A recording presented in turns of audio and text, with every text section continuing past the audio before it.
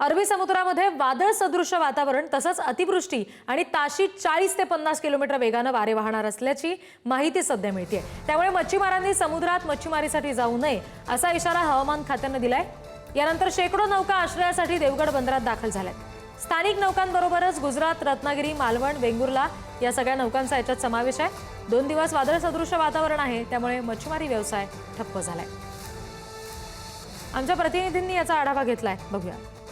कोकणाला सध्या हवामान खात्याचा येलो अलर्ट जारी करण्यात आलेला आहे। सिंधुदुर्ग जिल्ह्यात देखील येलो अलर्ट आहे। सिंधुदुर्ग जिल्ह्यातील मच्छीमारी करणाऱ्या ज्या नौका आहेत त्या नौका देवगड बंदरात सुरक्षित ठिकाणी लावण्यात आलेल्या आहेत, कारण समुद्राला उधाण आहे। आपण पाहतो की कणकवली तालुक्यामध्ये देखील सकाळी पहाटे 4 वाजल्यापासून मुसळधार पाऊस झाला आणि त्यामुळे कुठे ना कुठेतरी विद्युत पुरवठा देखील खंडित झाला होता। आता आपण पाहतो सकाळचे आता 10 वाजून गेले आहेत, तरी देखील आपण बघतोय हवामान जो वातावरण आहे ते ढगाळ आहे एकंदरीत, आणि त्यामुळे या पडलेल्या पावसामुळे शेतकऱ्याचं जे एकंदरीत नुकसान होत आहे, कारण शेतीला हातातोंडाशी आलेलं पीक हे वाहून जाणार आहे। आणि त्याच अनुषंगाने सध्या परिस्थिती बघितली तर सध्या पाऊस हा अजूनही रिपरिप सुरू आहे। जर असाच मोठा पाऊस राहिला तर शेतकऱ्याचं नुकसान होईल, तसंच विद्युत पुरवठा सुरळीत होण्यास देखील अडथळा निर्माण होईल। त्यामुळे नागरिकांनी सतर्क राहण्याचं आवाहन देखील प्रशासनाने करण्यात आलेले दिसत आहे।